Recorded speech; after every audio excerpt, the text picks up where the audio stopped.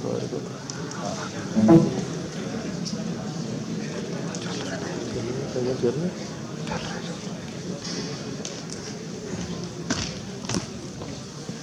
how's the Josh after lunch? तो आज मैं आपके सामने वर्ल्ड वाटर डे के उपलक्ष्य में अपने विचार रखूंगा। पानी की महत्वता क्या है? तो ये बहुत अहम विषय हो चुका है आजकल, पानी। और आप लोग इंजीनियर्स और डिफरेंट डिपार्टमेंट में कैसे अपनी साइंस को पानी के साथ जोड़ सकते हैं। हमेशा जब भी तुम कोई कार्य कर रहे हो और उसको कैसे तुम पानी के साथ, एनर्जी के साथ, इसके साथ जोड़ सकते हो, तो तुम एक सक्षम इंजीनियर या एक सक्षम साइंटिस्ट बन सकते हो। प्रैक्टिकल चीज़, अपनी जो नॉलेज आप यहाँ पे पढ़ रहे हो, उसको कैसे प्रैक्टिकल एस्पेक्ट के साथ जोड़ोगे, डे टू डे लाइफ के साथ, तो आप देखोगे कि आपको पढ़ने में भी मज़ा आएगा, इंजीनियरिंग करने में भी मज़ा आएगा, और जो भी आप बनना चाहते हो उसमें भी एक विजन मिलेगा आपको इसके लिए। तो जब आपकी उम्र में हम भी थे तो कुछ पता नहीं होता था कि क्या करना है, और मेरा ख्याल यही सबका, आपका भी हाल है कि कौन पता है कि मैंने ये इंजीनियर बनना ही था पूरी जिंदगी में। हाँ, देख लो अपने आप देख लो कितने लोग हैं यहाँ पे। तो ये सही बात है, ये सबके साथ था, कि हमारे साथ भी था। जब मैं भी जियोलॉजी डिपार्टमेंट में, क्या नाम है फर्स्ट में, तो जब हमने 12th की, उसके बाद हमारे पास ये था कि क्या करना है। डॉक्टर बनना चाहता था, पर मैं मेडल नहीं काट सकता था, डायसेक्शन नहीं कर पाता था, डर जाता था खून से। तो किसी ने बोला कि अब तुम क्या करना चाहते हो, तो जियोलॉजी डिपार्टमेंट में किसी तरह से पहुंच गया हम। चल रहा है भाई? हाँ। तो उसमें क्या हुआ कि जब मैं जियोलॉजी डिपार्टमेंट में गया तो अचानक ये पहुंच गया, क्योंकि सबसे कम परसेंटेज वहां पे जाती थी पंजाब यूनिवर्सिटी में। तो उसमें कसौली से मैं बिलोंग करता था, तो वहां पे एक चैप्टर चल रहा था जब मैं पहली बार एंटर किया। कसौली फॉर्मेशन, वो 20 मिलियन ईयर्स के रॉक्स होते हैं। ये जितने भी सड़कें आप देख रहे हो सारी, कभी कसौली आप गए होंगे, ये सब 20 मिलियन साल पुराने रॉक से बनी हुई हैं। और इसको जियोलॉजिकल टर्मिनोलॉजी में कसौली फॉर्मेशन कहते थे, और वो कहते थे कि वहां पे अनफॉसिलिफरस है ये सारा, वहां पे कोई फॉसिल्स नहीं मिलते। एक जियोलॉजिस्ट के लिए फॉसिल्स की बड़ी अहमियत होती थी, पर हमारे को तब कुछ नहीं पता था कि फॉसिल्स क्या है। और ये तो ये जब नेक्स्ट, तो Kasauli was considered to be unfossiliferous. और जब मैंने वहां पे कसौली का नाम लिया, मैं कसौली से बिलोंग करता था, तो मेरे को लगा यार कि कसौली में मैंने फॉसिल्स ढूंढे, क्योंकि 1864 में मेडलीकॉट ने यहाँ पे फॉसिल्स ढूंढे थे। उसके बाद आज तक कोई रिसर्च नहीं हुई।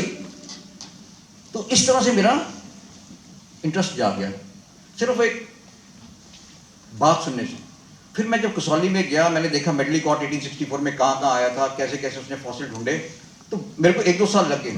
तो पढ़ाई मैं कम करता था कॉलेज में जाके, यूनिवर्सिटी में जाके, लेकिन मेरा ध्यान था कि मैंने वहाँ पे फॉसिल्स ढूंढने हैं। नेक्स्ट, और ये फिर मैं फॉसिल्स ढूंढने लगा। नेक्स्ट, ये मेरे साथ एक, और ये वहाँ को फिर फॉसिल्स मिले। तो उसमें क्या था कि पहली बार हमने ये जब ढूंढते, अब मेरी जब तक ग्रेजुएशन खत्म हुई तब तक मेरे पास लार्जेस्ट कलेक्शन थी फॉसिल्स की। तो ये गैस्ट्रोपोड्स हैं, ये लीव्स हैं। कभी कसौली में जाओगे, पत्थर तोड़ोगे तो आपको कहीं ना कहीं ये ऐसी चीजें मिल जाएंगी। ये सारी 20 मिलियन साल के आसपास हैं, जब हिमालयस की उत्पत्ति नहीं हुई थी। नेक्स्ट, हिमालयस, ये गार्थिनिया ग्लूटा, तो फिर जब ये सब शौक के तौर पे मैं इकट्ठा करता गया। और जब मैंने देखा, जब इसकी आइडेंटिफिकेशन करने लगा, तो क्या हुआ, ये सारी की सारी उस जमाने की तस्वीरें बताने लगी जब इंडिया में हिमालयस नाम की कोई चीज नहीं थी। ये सारे के सारे जो भी थे, हमारे को अंडमान निकोबार आइलैंड्स, मलेशिया और इंडोनेशिया के आसपास के फॉसिल्स, ये जितने भी फॉसिल्स हमारे को मिल रहे हैं, ये सब उसी के आसपास के। तो ये बड़ी अचंभे वाली बात थी कि कसौली जो आज 2000 metre above the sea level है, जो वहां पे हमारे को फॉसिल्स मिल रहे हैं, उससे ये पता लगता है कि ये सी लेवल के आसपास की कोई चीज हो रही है। तो इससे क्या हुआ कि ऐसे ऐसे जिज्ञासा होती गई। और नेक्स्ट, और ये हमारे को बड़ी, इसमें बहुत, अब हमने जियो पार्क्स भी बनाने की सोच रहे हैं वहां पे। नेक्स्ट, और फूल भी मिले हमारे को।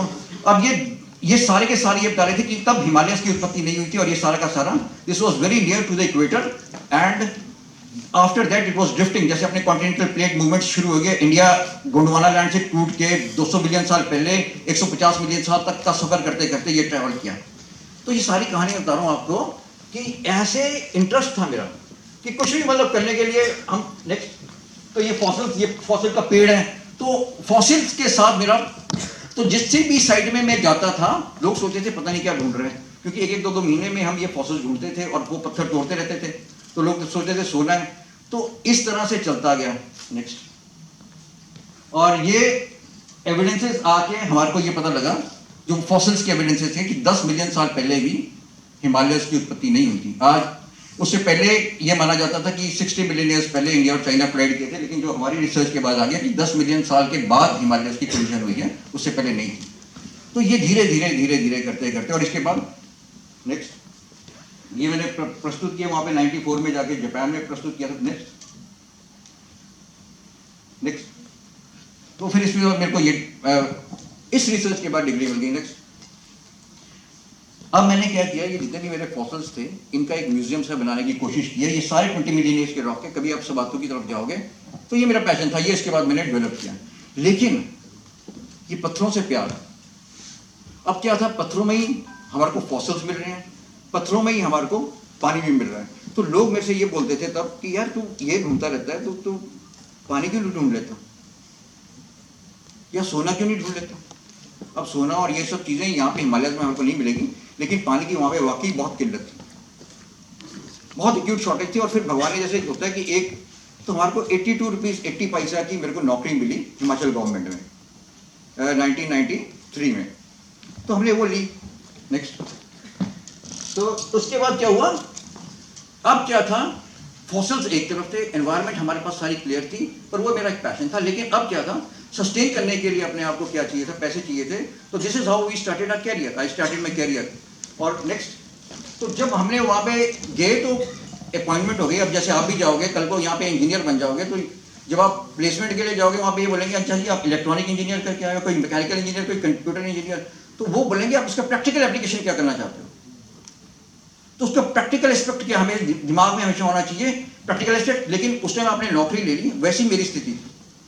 मेरे को नौकरी मिल गई जियोलॉजिस्ट की, लेकिन मेरे को कुछ नहीं पता था रिस्क क्या है, मेरे को नहीं पता था ग्राउंड वाटर एक्सप्लोरेशन कैसे करनी है, मेरे को कुछ भी नहीं पता था। और मेरे को क्या हुआ, अपॉइंटमेंट लेटर मिल गया और मैं साइट पे चला गया। वहाँ पे एमएलए साहब थे, कई यार हम इतने दिनों से इंतजार कर रहे थे, आप हाइड्रोजियोलॉजिस्ट हैं? जी हाइड्रोजियोलॉजिस्ट हैं। अब बताओ यहाँ पे ये क्या है। मैं पहली बार ड्रिलिंग रिग देख रहा था वहाँ पे, इतना बड़ा ट्रक था, वो ड्रिलिंग रिग है, ये यहाँ पे खड़ी है। अब आप आएंगे हाइड्रोजियोलॉजिस्ट, आप बताएंगे यहाँ पे साइट कहाँ पे है, फिर हम वहाँ पे ड्रिलिंग करेंगे। तो ये आपके साथ भी होएगा, क्योंकि जब यहाँ से आप क्वालिफाइड इंजीनियर बन के जाओगे, डिग्री लेके जाओगे, तो आपको ये माना जाएगा कि आपको सब कुछ आता है।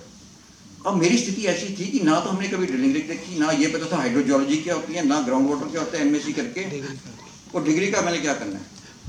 अब मैंने क्या किया, फिर वहाँ पे ये भी नहीं बोल सकते कि सर मेरे को कुछ नहीं आता जाता। तो मैंने क्या किया, वहाँ पे अपना दिमाग लगाया कि यार ये नाला है, नीचे से आ रहा है, और फिर थोड़ी देर 1-2 घंटा घूमता रहा, स्टडी किया। पहली बार देखा कि रॉक्स क्या होते हैं असल में। जैसे आप भी जाओगे एक डिग्री लेने के लिए पढ़ रहे हो, और फिर जब आप एप्लीकेशन करने जाओगे बड़ा अंतर हो जाता है। तो फिर हमने क्या किया, ऐसे ऐसे देखा, तो ट्रेडिशनल विजडम के साथ हमने, मेरा पहला अनुभव था कि गाँव पूरा इकट्ठा हुआ है, एमएलए वहाँ पे है, एग्जीक्यूटिव इंजीनियर वहाँ पे खड़े हैं, सिविल इंजीनियर, एसडीओ, जेई, ये सब खड़े हैं और मेरी इंतजार कर रहे हैं कि मैं आऊँगा साइड पर। मैं क्या करूँ, किसी ने कुछ नहीं बताया। हम गए वहाँ पे, तो देखा मैंने कि जैसे इतनी हाइट थी और नीचे इतनी मतलब कोई 250-300 फीट एक नाला बह रहा है, और उसके ऊपर एक स्प्रिंग था, सिर्फ स्प्रिंग सोर्स है। 1-2 घंटे के फिर क्या किया, मेरे को लगा कि अब यार अगर यहाँ से हम ड्रिल करेंगे तो हो सकता है पहले स्प्रिंग को टच करें, और यहाँ नहीं मिलेगा पानी तो पक्का नाले में मिलेगा ही मिलेगा। इस करके मैंने क्या किया, मैंने बोला भैया तुम ऐसा करो, बड़ा पास पास आके जहाँ पे वो स्प्रिंग था बिल्कुल उसके ऊपर, यहाँ पे तुम ये साइड लगाओ, और जितना तुम आगे के पास जा सकते हो।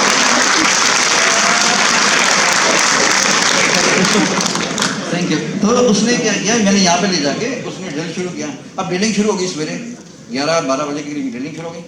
अब हर 20-30 फुट हो रहा है, 50 फुट हो गया, 60 फुट हो गया, फिर सारे गाँव कब आएगा। मैं क्या यार अंदर मेरे को ही नहीं पता कब आएगा, ये मेरे को क्या पता कब। फिर वो चलता रहा, शाम को 7:30 बज गए, वो एमएलए वहीं पे, सारे वहीं पे, क्योंकि वो पहला बोर हो रहा था उस एरिया में। और वो 170 फुट जब हुआ ना, वो पहले तो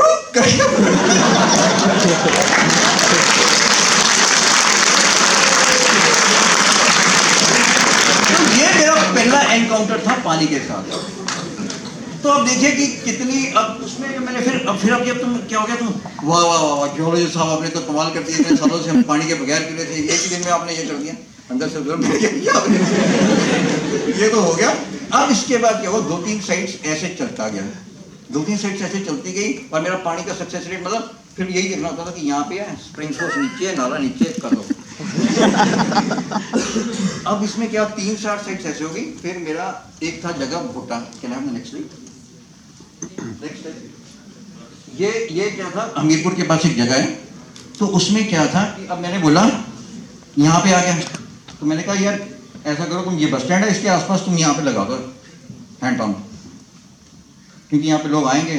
फिर मेरे को कॉन्फिडेंस हो गया, मैंने कहा यहाँ पे तो 3-4 बोर हो गए यार, कहीं पे भी पानी निकल रहा है कोई, तो तुम यहाँ पे लगाओ, ये जगह यहाँ पे रेन शेल्टर है। तो अब वहाँ पे उन्होंने लगाया। फिर मैंने उधर से देखा, जैसे पहाड़ के ऊपर वहाँ पे पंच सिंगों का किला है वहाँ पे भुट्टा के सामने। तो मैंने कहा यार, अब उस टाइम था कि रात दिन तुम यही सोच रहे हो पानी के बारे में, तो उस टाइम ये ख्याल आया कि यार ऊपर पानी, पहाड़ी के ऊपर चोटी है और उसके ऊपर किला बना हुआ है।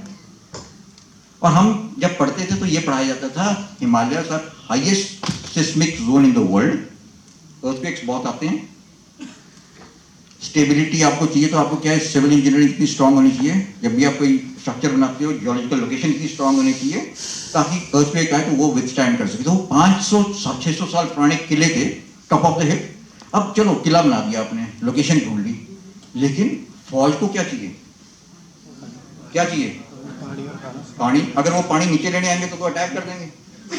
अब तो कई फिल्में आपने देखी कि ऊपर किले में अगर पानी नहीं है तो वो किला ही नहीं सक्सेसफुल है। तो यही ख्याल मेरे दिमाग में भी आया, तो मैंने उसको बोला तो यहाँ पे ड्रिलिंग शुरू कर, और मैंने एक बंदे को साथ में दिया और हम पहाड़ी के ऊपर चले गए। चलते गए तो पहाड़ में यही होता है, कहाँ पे सर, यही है बस पास में ये किला। चलते चलते ऊपर पहुंचे तो वहाँ पे एक बुजुर्ग आदमी मिला, कहता यहाँ पे मेरे दादा लोग बताते थे कि 2 वेल्स हैं, यहाँ पे कुएं हैं उस किले में। पर उसमें कुछ जब राजा महाराजा चले गए होंगे वहां से, तो उसमें वो कुछ जानवर गिर गए। उसके बाद क्या हुआ, उसको लोगों ने पत्थर से भर दिया ताकि गंदा पानी ना पिए, क्योंकि वो ऐसा हो गया था। अब जिज्ञासा बढ़ गई, अब वो था लोकेशन इतना बड़ा कुआं है, वो कहता है जहाँ से जाना, आजकल झाड़ियाँ बहुत हैं वहाँ पे, सांप सूंप भी होते हैं, क्योंकि खंडर ही बन चुके हैं वो, क्योंकि वो जियो टूरिज्म के तौर पे भी प्रमोट किया गया। नहीं तो अगर वहाँ पे कहीं बाहर होगा तो ये जियो टूरिज्म के पॉइंट ऑफ व्यू से भी आप लोकेशन में जा सकते हो, लेकिन ऐसा कुछ पॉलिसी हिमाचल गवर्नमेंट की नहीं है। अब क्या हुआ, जब हम वहाँ पे गए तो हमने देखा कि जिस पोर्शन में हम we were able to locate 2 wells, आप देखिए, और वो कैपिलरी एक्शन से पानी ऊपर आ रहा है, और जहां जहां वेल्स थे उसकी इंपैक्ट था, उसके आसपास ग्रीनरी थी, वेजिटेशन थी, और जहां जहां उसका इंपैक्ट नहीं था वहां पे वो पीक ऑफ द, अब जैसे ये इसकी पीक पे अगर मैं कुछ कर रहा हूं तो वो सारा ड्राई हो जाता है। तो ऐसा इंपैक्ट सारा वहां पे था। तो एकदम अब क्या था, वहां पे बैठे बैठे ये सोच रहे हो यार, वाओ क्या साइंटिस्ट थे ये पुराने जमाने में। No remote sensing, no geophysical investigation, no resistivity service, still 100% accuracy, 24/7 water explode, develop at the top of the hills. तो ये हमारे पुराने साइंसदान थे, वैज्ञानिक थे, जिनके पास अपना विजन था। सबसे पहले पहाड़ी के टॉप पे लोकेशन ढूंढनी, और लोकेशन पहाड़ी के ऊपर ऐसी होनी चाहिए जहां पे 24/7 वाटर अवेलेबल हो आर्मी के लिए, गर्मी हो सर्दी हो, इमटेरियल होना चाहिए, पेरिनियल सोर्स होना चाहिए। दूसरी चीज, अर्थक्वेक आ जाए तो उसको, अर्थक्वेक सीना गिर जाए तो मेरी रियासत क्या रहेगी, तो इतने स्ट्रॉन्ग स्ट्रक्चर्स उन्होंने बनाए पीक के पास। तीसरा, बिल्डिंग मटेरियल लोकल होना चाहिए ताकि इजीली अवेलेबल हो। और होंगी तो engineering, civil engineering, perception, scientific investigation, geological investigation करके उन्होंने आज भी वो किले बनाए हो जो सक्षम है। नेक्स्ट, तो फिर क्या किया, ये ऐसे किले आपको बहुत हिमाचल में मिल जाएंगे। फिर तो हमने ये पूरा देखा और हम ऐसा था कि वो यूरेका वाली फीलिंग आ गई कि अगर हमारे पूर्वज, तो मेरे पास आंसर था 24/7 वाटर का कि मेरे पास मेरे पूर्वजों ने ये ढूंढ रखा है, सर मेरे को ये टेक्निक को रिजुविनेट करना है, जो मेरी जिज्ञासा थी, जो 3-4 बोल। फिर नेक्स्ट जब मैं वापस आया तो जिस बोर को मैं करने गया हुआ था, जो मैंने ड्रिलिंग रिग लगाई थी, हम शाम तक पहुंचे, जैसे वो 100 वहां पे भी 200-300 फुट हो चुका था और सिर्फ लाल रंग की मिट्टी उड़ रही थी, उसमें एक ड्रॉप भी पानी का नहीं था। आप समझ पा रहे मेरी स्थिति क्या था? एक तरफ टॉप ऑफ द हिल में पानी और एक तरफ नीचे मेरी 1000 मीटर्स बिलो, जैसे आप यह समझ लो कि मैं इधर खड़ा हूं, किले में पानी है और नीचे जहां पे मैंने साइड लगाई है वहां पे ड्राई बोर हो गया। तो that was the turning point in my history. मैंने कहा ground water exploration is not an cup of tea, it is a meticulous job, we have to work hard, but अब किस पे वर्कआउट करें? फिर मैंने सारी लिटरेचर पढ़नी शुरू की, तो पाया कि ग्राउंड वाटर्स, चाहे सेंट्रल ग्राउंड वाटर बोर्ड हो, चाहे यूरोपियन लिटरेचर हो, mountains were generally considered to be divide of ground water resources, की माउंटेन्स में कोई भी ग्राउंड वाटर नहीं है। तो ये थ्योरी से पहले से चल रहे थे, लेकिन अब मेरे पास एक किले थे जिनमें 24/7 पानी है। अब मेरे को दोनों को ब्लेंड करना था कि अब मैं रिमोट सेंसिंग में जाऊं, रेजिस्टिविटी सर्विस में जाऊं, या अपनी ट्रेडिशनल टेक्नोलॉजी को इस्तेमाल करूं जो मेरे पूर्वजों ने यूज की थी, जिसमें उन्होंने रॉक को, जियोमॉर्फोलॉजिकल स्ट्रक्चर्स को, रॉक पैटर्न को आइडेंटिफाई करके सिंपल जियोलॉजिकल प्रिंसिपल्स को बना के साइट्स लोकेट किए। और एक नहीं, फिर जैसे बोलते हैं ना साइंस में कि आप इसको डुप्लीकेट कर सकते हैं, हाँ उन्होंने डुप्लीकेट किया। जितने भी किले हैं, चाहे वो बनासर का किला था, चाहे वो पंचसिंघों का किला था, चाहे वो मलावन का किला था, चाहे वो बिलासपुर का किला था, जितने भी हमने फोर्ट्स विजिट किए उनमें हमने यही चीज देखी कि उन्होंने वो चीज को रेप्लिकेट करके, डुप्लीकेट करके टॉप ऑफ द हिल्स में पानी की एक्सप्लोरेशन की और पानी को निकाल दिया। That was the wisdom which our ancient scientist had. तो ये, पर जब अंग्रेज आए तो कुछ हमारी ज़्यादातर साइंस क्या है वो अंग्रेजी के कारण खत्म हो गई। अब जितनी अच्छी तरह से मैं शायद आपको कम्युनिकेट कर पा रहा हूँ, अगर मैं अंग्रेजी में बोलना शुरू कर दूँ, आधे से ज़्यादा मैं ही नहीं समझा पाऊंगा, क्योंकि मेरी वो वोकैबुलरी, मैं कुछ बोलना चाहूँगा और मेरी बोल कुछ पाऊंगा और आप समझ कुछ पाओगे। तो क्या है, हमारी जो लैंग्वेज थी, this died an unnatural death. तो क्या हुआ, ये पानी वाला बाबा है, हमने बाबे बोलना शुरू कर दिया उसको, और वो क्या लेके आए, इंडस्ट्रियल रेवोल्यूशन का इंग्लैंड में शुरू हो चुका था, उनके पास पंपिंग मशीनरीज थी। तो उन्होंने क्या किया, मिलिट्री स्टेशन बनाए। कसौली का सबसे पहला मिलिट्री स्टेशन बना जब ये हिमालय की तरफ आए, पहले तो दिल्ली वगैरह में थे, तो इनके पास पंपिंग मशीनरी थी। तो उन्होंने क्या किया, अपना जो पंपिंग मशीनरी के कारण, जैसे अगर आप जाओगे कसौली में तो नीचे देखना बड़े बड़े टैंक्स नजर आएंगे, आप गिरोगे सारे कसौली तो उसमें क्या, नीचे जो टैंक्स बने हैं वो अंग्रेजों ने बनाए थे 1905 में, और वहां से वो पंप करते थे, लिफ्ट करते थे पानी। और आज भी पंप्स वहां पे, अब तो खैर उन्होंने मेरे ख्याल कर दिए, लेकिन कुछ पंप्स वहां पे रखे हैं। अगर कोई मैकेनिकल इंजीनियर्स हैं तो वहां पे आप जाके वो देख सकते हैं कैसे उन्होंने प्लान किया था, वाटर स्प्रिंग सोर्सेज को इकट्ठा किया और फिर उन्होंने कसौली के ऊपर चढ़ाया। तो ये एक ब्लेंड था, कैसे आप इंजीनियरिंग को पानी के साथ जोड़ते हो और पानी को ऊपर लिफ्ट करते हो, वैसे इन्होंने शिमला में किया। तो इस तरह से वो इंजीनियरिंग को लेके आए और उन्होंने ट्रांसपोर्टेशन ऑफ वाटर शुरू कर दिया।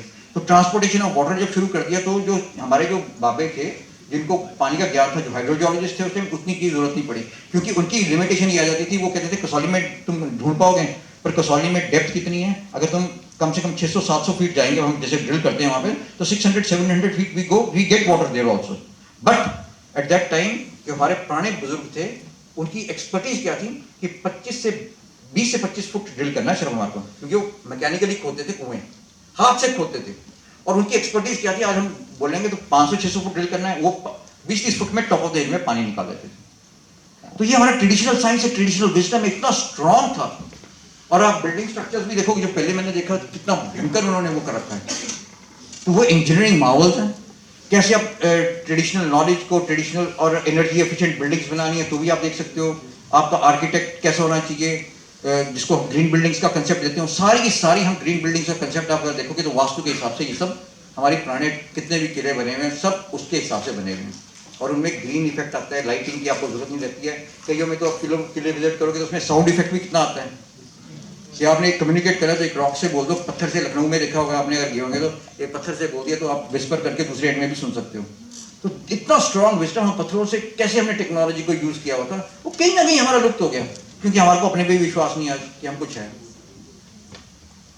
तो क्या है, इसको पुनर्जागृत करना अपने विश्वास को कि हम बहुत कुछ हैं, अपनी संस्कृति को जागृत करना है और अपनी सभ्यता। अब आप इंजीनियरिंग करते हो लेकिन अपने उसमें हमेशा कभी शास्त्रों में भी जाओ, कभी हमेशा इंजीनियरिंग जैसे अगर आप कर रहे हो कंप्यूटर इंजीनियरिंग भी कर रहे हो, लेकिन अब ये तो बड़ा वो हो जाएगा कि कैसे करते हैं, लेकिन हर एक एस्पेक्ट को आप कोरिलेट करने की कोशिश करो कि पुराने जमाने में क्या हमारा था या लिंक था इसमें कुछ। नेक्स्ट, तो अब ये नेक्स्ट, तो फिर उसके बाद क्या किया, अब हमारे पास जब पता लग गया कि पानी कैसे ढूंढते हैं, तो हमने क्या किया फिर पूरे हिमालयस में। अब मेरा क्या हिसाब होता था, मैं किसी की सुनता नहीं था ज़्यादा कि एमएलए बोलेगा तो यहाँ पे करना है बोर। तो सबसे पहले यही होता था कि भाई इस डिस्ट्रिक्ट में जा रहे हो, हाँ जी कहाँ पे सबसे पहले बोर करना है, तो एमएलए बोलता था या एमपी बोलता था जी इससे पूछने की क्या बात है, मेरा घर, कोई शक। इंजीनियर भी यही बोलते थे, सारे लाइन में होते थे वो लगे हुए। अब क्या होता था, हम मेरे पास वो पावर होती थी कि यहाँ पे पानी, जैसे वही पहली वाली सिचुएशन मेरे को पता थी, एमएलए भी खड़ा होगा, इंजीनियर भी खड़े होंगे, लोग भी खड़े होंगे, तो मेरे को देखना है कि मेरे को लोगों को पानी देना है कि एमएलए को खुश करना है। तो क्या होता था, मैंने कभी भी ये नहीं देखा कि ये एमएलए का घर है। जहाँ पे गांव होता था मेरे पास पावर क्या थी कि जहाँ पे मैं बोलूंगा वहीं पानी निकलना। तो मैं बोलता यहाँ पे पानी नहीं है तेरे पास, वहाँ पे है जी गाँव वालों के बीच में पानी। तो क्या होता था 6 महीने के बाद मेरी ट्रांसफर होती रहती थी। तो 6 महीने के उसके कारण क्या हुआ कि मेरे को जैसे मैंने शुरू किया हमीरपुर के पास, फिर ऊना आया, फिर ये नालागढ़ आया, कसौली आया, सोलन आया, शिमला आया, रामपुर आया और फिर केलोंग। पूरा 3 साल के अंदर अंदर 6-6 महीने करके मेरे को देखने को मिल गया और सब वर्जिन एरियाज में एक्सप्लोर किया। और मैंने फिर पूरे क्या किया, पूरे हिमालयस को, क्योंकि मेरे पास क्या था, बैकिंग क्या थी, मेरे को कहीं से नॉलेज गेन नहीं करने की जरूरत नहीं थी, मेरे को कोई किताब नहीं पढ़ने की जरूरत थी, क्योंकि मेरे पास जो नॉलेज थी वो था किले टॉप पे मेरे पूर्वजों ने कैसे पानी ढूंढा। ये मेरे पास एक स्ट्रॉन्ग पॉइंट था और वो मैंने प्रैक्टिस 3-4 सालों के अंदर कर दिया। 1996 में मैंने पूरा ये मॉडल बना लिया था। उसके बाद एक भी बोर हमारा फेल नहीं किया। जैसे हमीरपुर में ड्राई चला गया था, उसके बाद एक भी बोर फेल नहीं किया। हम सिर्फ 3 प्रिंसिपल्स जो हमारे पूर्वजों ने डिस्क्राइब किए थे वो इस्तेमाल करते हैं। और फिर पूरे हिमालयस को मैंने 7 हाइड्रोस्टैटिक ग्राफिक जोन्स में डिवाइड कर दिया। 7 हाइड्रोस्टैटिक मतलब होता है, हाइड्रो मतलब पानी, स्टैटा मतलब लेयर्स और ग्राफिक मतलब स्टडी। तो पूरी हिमालयस की 7 जोन्स में मैंने डिवाइड कर दिया। अब क्या हुआ, कहीं पे भी तुमने पानी ढूंढना है इस जोन्स में देख लो कैसे कैसे पानी ढूंढना है, तुम आराम से ढूंढ सकते थे। पर इसमें एक इंटरेस्टिंग चीज थी कि 7वीं जोन मेरी लद्दाख में थी और मैं हिमाचल में नौकरी कर रहा था डेली वेजेस पे। तो ये 7वीं जोन पे जाना बड़ा मुश्किल था। अब मेरे अंदर क्यूरियोसिटी थी, यार मैं 6 जोन्स तो मैं ढूंढ चुका हूँ, पर ये 7वीं जोन में मेरा मॉडल वर्कआउट करता है कि नहीं करता, ये मेरे में क्यूरियोसिटी थी। नेक्स्ट, तो फिर 1996 में जब मैंने ये अपना मॉडल था, ये इंटरनेशनल जियोलॉजिकल कांग्रेस होती है, ये जियोलॉजिकल ओलंपियाड होता है, तो इसमें जो भी अब जैसे 2020 में हमारे इंडिया में ये जियोलॉजिकल ओलंपियाड हो रहा है। कोई 10,000 geologist all over the world आएंगे, अपनी अपनी काबिलियत दिखाएंगे कि हमने क्या क्या कर रखा है। और कोई भी कंट्री का रिसोर्स, कोई भी कंट्री तब प्रोग्रेस करती है जब उसके जियोलॉजिस्ट बोलते हैं हाँ मेरे पास इतने रिजर्व्स हैं सोने के, मेरे पास इतने रिजर्व्स हैं ऑयल के, मेरे पास इतने रिजर्व्स हैं किस मिनरल के, मेटल्स के इतने रिजर्व्स हैं। जिस कंट्री के जियोलॉजिस्ट स्ट्रांग होंगे, जहाँ पे जियोलॉजिकल एक्सप्लोरेशन स्ट्रांग होगी, आपकी इकोनॉमी कैसे वर्कआउट करेगी, वो कितना सोना है आपके पास भाई, आप ऑयल है आपके पास कि नहीं है। तो हमारे पास क्या है कि हमारे पास सब कुछ था। हमारे को सोने की चिड़िया बोला जाता था इस देश को। क्यों बोला जाता था सोने की चिड़िया? इसलिए नहीं कि कुछ और चीज थी, क्योंकि भैया हमारा सोना बहुत ज्यादा था, सिंपल। आप देखो ना वो अभी तो मतलब कितने लूट के ले गए होंगे, लेकिन एक टेंपल अभी खुला केरला में, थोड़े साल पहले खुला था, उसके 6 इतने में खुल गया। इतना सोना पड़ा था कि वहां तक वो पहुंच नहीं पाए, इतना सोना था हमारे पास। पद्मनाभ टेंपल, हाँ पद्मनाभ, हाँ वो टेंपल मैं नाम भूल गया। लेकिन उसके बाद कोहिनूर डायमंड कहां से निकला? तो गोलकुंडा फोर्ट, गोलकुंडा माइंस आज भी। पर हमारे पास क्या है कि हमने कर दिया कोलर गोल्ड माइंस, सारा कुछ अभी भी हमारे पास रिजर्व्स हैं, लेकिन कहीं पे हमारे पास बस कॉन्फिडेंस नहीं है कि हमारे पास निकालना है, कैसे करेंगे, क्या करेंगे। वो अंग्रेज आएंगे तब बताएंगे, तब हम कुछ करेंगे। ये स्थिति है। तो हमने क्या किया फिर, ये 7वीं जोन मेरी रह गई थी लद्दाख की।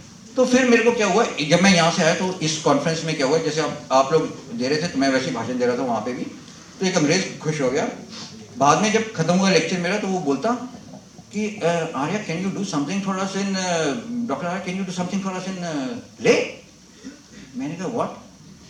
कहता the Tibetans, we are looking for a project for the Tibetans who had migrated in 1959 from China's, after China ने अटैक किया था ना तिब्बत पे, हमारा कोई भी बॉर्डर चाइना के साथ नहीं है 1959 तक, 62 तक भी हमारा कोई बॉर्डर चाइना के साथ नहीं था, हमारा बॉर्डर था तिब्बत के साथ, तिब्बत के साथ हमारा बॉर्डर था। तो भी हमारी लड़ाई क्या है, अब तिब्बत के साथ हमारी कोई लड़ाई नहीं है, क्योंकि वो हमारा कल्चरल एक्सचेंज इतना ज्यादा था, हमारे शेपर्ड उसके पास चले जाते थे। अगर आप कभी लद्दाख में जाओ तो सर्दियों में क्या होता है, रिवर सारा फ्रीज हो जाता है वहां पे, अगर आपने सुना होगा पैंगोंग फ्रीज हो गया, जहाँ पे 3 गेट्स की शूटिंग हुई थी, वो फ्रीज हो गया, तो हमारे शेपर्ड क्या करेंगे, यहाँ वाले वहां पे चले जाते हैं, और वो क्या हो गया गर्मियों में यहाँ वाले यहाँ पे आ जाते थे, पास्चर्स के हिसाब से वो माइग्रेट करते रहते थे। और बड़ा कंड्यूसिव एटमोस्फेयर था, क्योंकि वो बुद्धिस्ट का सेंटर माना जाता है लासा, दलाई लामा वहां से आए, वो बेचारे यहाँ पे आ गए, तो तिब्बती सारे यहाँ पे आ गए, और फिर क्या हो गया कॉन्फ्लिक्ट हमारा ऑल ऑफ अ सडन, वो कहीं हमारी गवर्नमेंट की पॉलिसी गलत रही कि हमने इस इशू को यूएन में नहीं रेज किया कि भैया इतना हमारा कोई बॉर्डर चाइना के साथ है ही नहीं, why fighting with China, we don't have borders. आप जो दलाई लामा का तिब्बतियों का लेजिटिमेट राइट है उसको लेके, पर आज तक किसी की ना नेहरू की वो थी ना किसी के सोचा कि क्यों नहीं हम ये इशू को रेज करते हैं। मैं कहीं भटक जाऊंगा फिर। तो ये जो चीज है, तो मेरे को ये सबसे पहला प्रोजेक्ट उनका मिला तिब्बतियों का। तो there were 3,800 Tibetans who had migrated with Dalai Lama and settled in Ladakh in different camps. Some were in Leh and some were in Hanle, the highest observatory in the world, very near to China border. तो इस stretch के बीच में अगर आप कभी जाओ वहाँ पे, इट्स अ वेरी ब्यूटीफुल। चलो नेक्स्ट। तो उसमें क्या हुआ, तो ये मेरी जर्नी थी। पहले सबसे पहले मेरे पास भी इतने पैसे नहीं होते थे, तो मैं ट्रक में बैठ के पहले गया था। नेक्स्ट और नेक्स्ट फिर ये यूके वाला वो था, और ये वाला दलाई लामा का जो सिनेरियो नेक्स्ट आया। तो अब उन्होंने बोला भैया how much will you charge. मैंने कहा ठीक है, मेरे दिमाग में था भगवान ने शायद अपॉर्चुनिटी दी मेरे को 7th जोन को लद्दाख में जो मेरी है उसको आइडेंटिफाई करने के लिए, पाने के लिए। तो उसने बोला कितना लेगा, तो मैंने उसको बोला 25। उसने बोला 25,000। मैं बोला सर 2500, क्योंकि 1 महीने की मेरी तनख्वाह होती थी। मैंने बोला यस 25,000, और मेरा 1 साल का तनख्वाह पूरी हो गई थी उस टाइम। तो मैंने 1 साल फिर वहाँ पे माइग्रेट, वहाँ पे चला गया ले में, और वो पूरे का पूरा देखा, क्या बोलते हैं उनकी सिचुएशन देखी। और नेक्स्ट और हमने फिर एग्रीमेंट किया उनके साथ। कहते अगर हमने कहा, मैंने जब स्टडी किया मैंने कहा हम इनको पानी वहाँ पे दे देंगे आपको। कैंप्स में 12 कैंप्स थे उनके, डिफरेंट कैंप्स।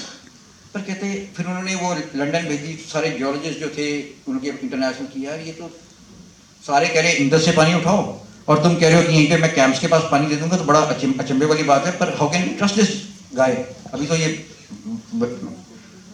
तो मैंने कहा फिर मैंने कंडीशन की थी, अगर मैं पानी नहीं दे सका तो I will not charge anything, no water no money basis. तो that was the confidence. But ये कॉन्फिडेंस मेरा नहीं था, this was the confidence which I gained from the ancestors, जिन्होंने पहाड़ी के ऊपर कुएं में पानी निकाल रखा था।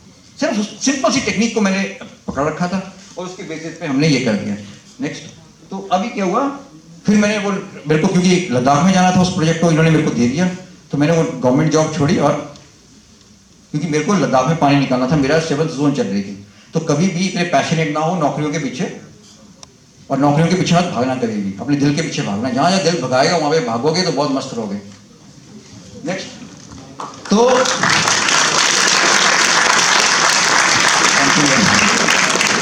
पर ये मेरे को ना 3 इडियट्स वाले डायलॉग याद आते हैं। जब भी मैं ये बातें करता हूँ तो 3 इडियट्स की पिक्चर जरूर देख लेना, और जिसने इंजीनियरिंग छोड़नी है छोड़ देना, जिसने ये करनी है कर लेना, अपने दिल की बातें सुना।